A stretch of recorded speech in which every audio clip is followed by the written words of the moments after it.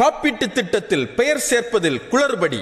திமுக அரசின் நிர்வாக திறமையின்மையால் தவிக்கும் ஓய்வூதியர்கள்.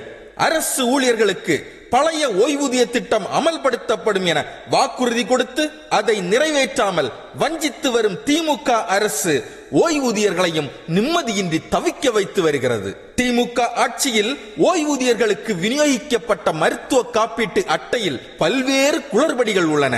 இதனால் உரிய மருத்துவ சிகிச்சை கிடைக்காமல் ஓய்வூதியர்கள் அனுபவிக்கும் இன்னல்கள் மிக அதிகம். அவசர சிகிச்சை பெற வேண்டிய நேரத்தில் ஓய்வூதியர்களின் இணையருக்கு சிகிச்சை மறுக்கப்படும் சூழல் இதனால் ஏற்படுகிறது. அதற்கு திமுக அரசின் நிர்வாக திறமையின்மையே காரணம். தமிழக அரசில் பல்வேறு துறைகளில் பணியாற்றி ஓய்வு பெற்ற ஓய்வூதியர்களுக்கு கருவூலத்தின் வழியே மருத்துவ காப்பீட்டு அடையாள அட்டை வழங்கப்பட்டு வருகிறது. இந்த அடையாள அட்டை வழங்கப்பட்ட போதே அதில் பல்வேறு குளறுபடிகள் இருந்தன.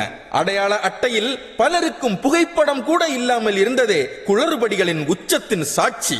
அதேபோல் காப்பீட்டு திட்டம் தொடர்பாக வழங்கப்பட்ட அடையாள அட்டையில் ஓய்வூதியர்களின் இணையர் பெயரே இல்லாமல் இருந்தது. அதாவது கணவர் ஓய்வூதியராக இருந்தால் மனைவி பெயரும், மனைவி ஓய்வூதியராக இருந்தால் கணவர் பெயரும் இல்லாமல் இருந்தது.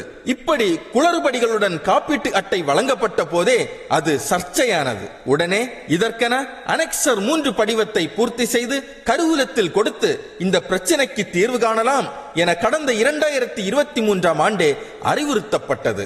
அதாவது ஓய்வூதியர்களால் பூர்த்தி செய்து வழங்கப்படும் படிவங்கள் சம்பந்தப்பட்ட கருவூலத்தில் இருந்து திருத்தங்களுடன் முறையாக பதிவு செய்ய மருத்துவ காப்பீட்டு நிறுவனத்திற்கு அனுப்பி வைக்கப்படும் எனவும், பதிவுகள் அனைத்தும் கணினிமயமாக்கப்பட்ட பின்னர் இணைய வழியிலேயே திருத்தம் செய்யப்பட்ட மருத்துவ காப்பீட்டு அட்டையை டவுன்லோடு செய்து பெற்றுக் கொள்ளலாம் எனவும் தெரிவிக்கப்பட்டது.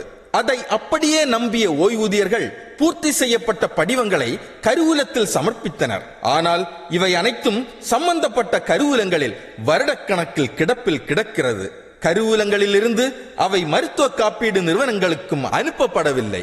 ஓய்வூதியர்கள் தங்கள் வாழ்க்கை துணைவரை மருத்துவ சிகிச்சைக்கு அழைத்து செல்லும் போது இணையரின் பெயர் மருத்துவ காப்பீட்டு திட்டத்தில் சேர்க்கப்படவே இல்லை என்ற தகவலே தெரிவிக்கப்படுகிறது.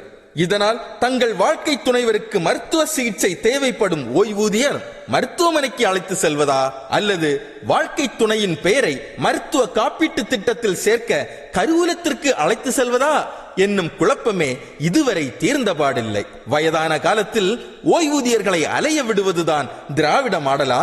கடந்த 2023ஆம் ஆண்டு ஓய்வூதியர்களிடம் இருந்து பெறப்பட்ட விண்ணப்பங்களையே காப்பீட்டு நிறுவனங்களுக்கு அனுப்பாமல் கோப்புகளை கிடப்பில் போட்டிருக்கும் கருவூலத்துறையினர் இப்போது அதற்கு தீர்வு என கை காட்டுவது போகாத ஊருக்கு வழி சொல்வது போல் உள்ளது.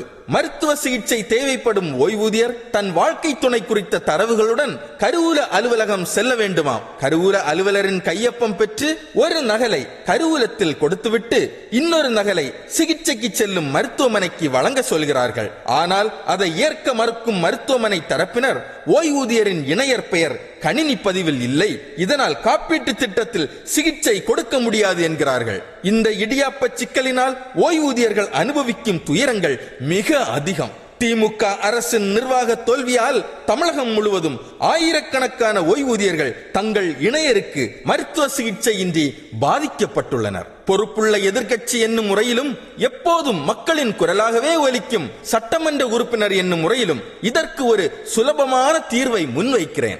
ஓய்வூதியர்கள் தங்களது வாழ்க்கை துணையின் பெயரை சேர்த்து படிவத்தை பூர்த்தி செய்து வழங்கியதுமே சம்பந்தப்பட்ட கருவூல அலுவலகமே காப்பீட்டு நிறுவனத்திற்கு உடனே அந்த தரவுகளை மின்னஞ்சல் செய்யலாம். அப்படி செய்தால் இன்சூரன்ஸ் நிறுவனங்களும் உடனே கணினியில் பதிவேற்றம் செய்துவிட முடியும். இதற்கு எவ்வித செலவும் ஆகாது. இதை செய்ய திமுக அரசுக்கு என்ன தயக்கம்? அரசு அதிகாரிகளின் மெத்தன போக்கு, திமுக ஆட்சியின் நிர்வாக திறமையின்மை, இது இரண்டாலும் ஓய்வூதியர்கள் தவிக்கின்றனர். ஓய்வூதியர்களின் நியாயமான இந்த கோரிக்கைக்கு தீர்வு எட்டப்படும் வரை என் குரல் ஓங்கி ஒலிக்கும். என்றும் மக்கள் பணியில். என் தளவாய் சுந்தரம், எம்எல்ஏ, கழக அமைப்பு செயலாளர், முன்னாள் அமைச்சர், குமரி கிழக்கு மாவட்ட